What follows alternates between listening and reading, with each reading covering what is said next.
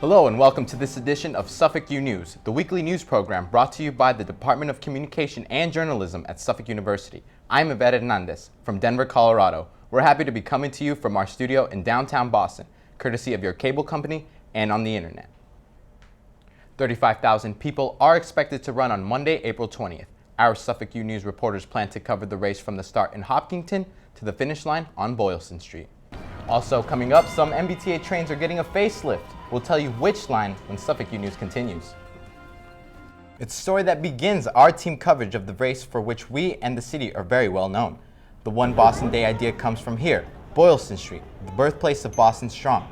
Boston Mayor Marty Walsh says One Boston Day is about honoring the resiliency, generosity, and strength that the city demonstrated after the 2013 Boston Marathon bombings. As our nation's history changes, so does the meaning of one of its longest-standing national celebrations. Black History Month is a time when African American culture is honored, and as Suffolk U News reporter Davison Perez reports, the month is taking on a new, diverse face. A Boston-based organization called Team Impact connects children with local college teams. As Suffolk U News continues, we'll introduce you to Luke, the newest member of the Suffolk basketball team.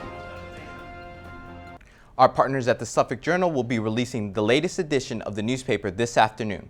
Journalist Alexa Gaggis has led the story that explains how a student was forced to take down a picture on her Facebook page by Suffolk officials.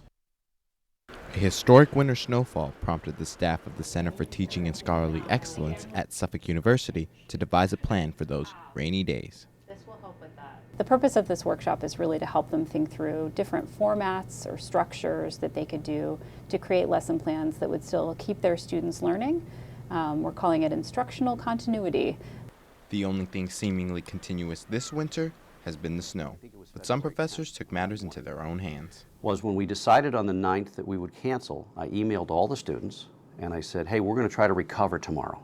And I'm going to put some materials together for you to go through on your own and end it with a really short assessment that you'll submit. The results took McDonald by surprise.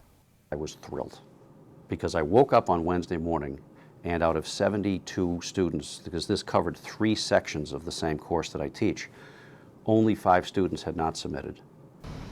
Over here at the Suffolk University Law School, the recent troubles with the MBTA has forced law school administration to make the decision of recording all classes. Located on the 3rd floor of the Suffolk Law School is the Information Technology Services Center, whose staff is responsible for recording all these classes, now as a requirement. Yeah, right now in the law school, we're recording about 65 to 70 classes a day. Down the hall, faculty have the option of recording classes in a studio located right in the Technology Services Information Center. Ever Hernandez, Suffolk U News. Ashley, it is cold on the construction site here on campus, but the building and the building crews are not afraid of Mother Nature. I'm dropping off 16 crates of glass for the outside of the building. With each glass weighing hundreds of pounds, workers brace for the chilling task of having to install them in good spirit.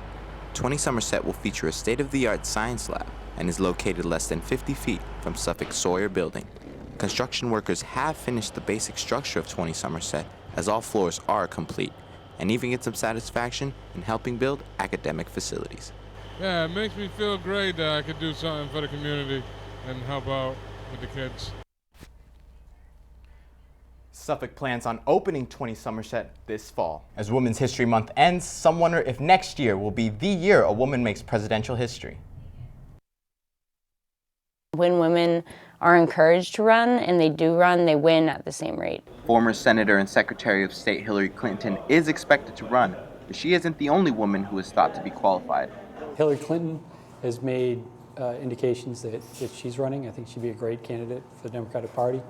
In our own state, we have Senator Elizabeth Warren, who I think would be a great candidate if she decided to run. She's indicated she doesn't want to. Since 1964, the number of female voters has exceeded the number of male voters, and the possibility of a woman president could inspire some to vote in the 2016 election.